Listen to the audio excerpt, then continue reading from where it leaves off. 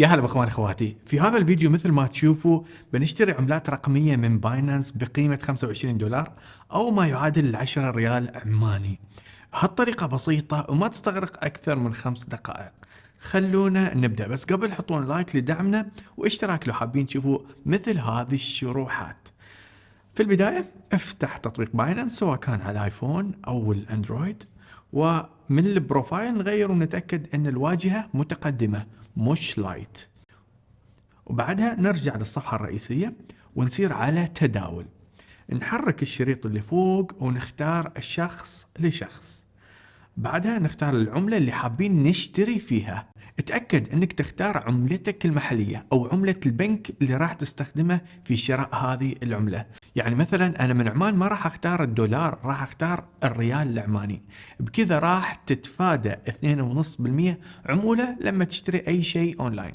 فدائما حاول تشتري بعملتك المحلية. بعدها بتطلع قائمة البائعين. نتأكد من عدة امور. اولها تقييم البائع.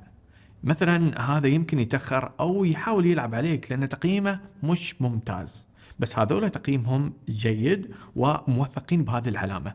مش ضروري يكون موثق بس يفضل. هنا الحد الأدنى اللي تقدر تشتري، وهنا الحد الأعلى. اختار البائع اللي يناسبك بالضغط على شراء جنبه. هنا تحط المبلغ مثلا 10 ريال عماني في هذا المثال، ونضغط شراء USDT. ضروري تعرفوا قوانين البائع واي بنك يسمح شراء منه بالضغط على وصف التداول. انا شخصيا احول عن طريق رقم الهاتف لانه اسرع، فما بشتري من هذا البائع لانه ما يدعمه، فبختار شخص اخر. هذا بائع زين، خلينا نشوف تفاصيله. هنا يحذر تحويل الطرف الثالث، يعني تحويل من بنك غير عن البنوك المذكورة هنا. فمثل ما تشوفوا مكتوب انه يدعم برقم الهاتف، فراح نضغط اجراء التحويل. اتأكد من اسمه، رقم هاتفه ورقم حسابه لو حاب اني احول عن طريق رقم الحساب مباشرة. فبعدها من عرفت اسمه ورقم الهاتف ورقم الحساب، افتح تطبيق البنك اللي اتعامل فيه واسير على التحويل بواسطة رقم الهاتف. فاكتب رقم هاتف البائع واحط 10 ريال. مثل ما تشوفوا طلع لي اول حروف اسمه يأكد لي انه هو الشخص الصحيح.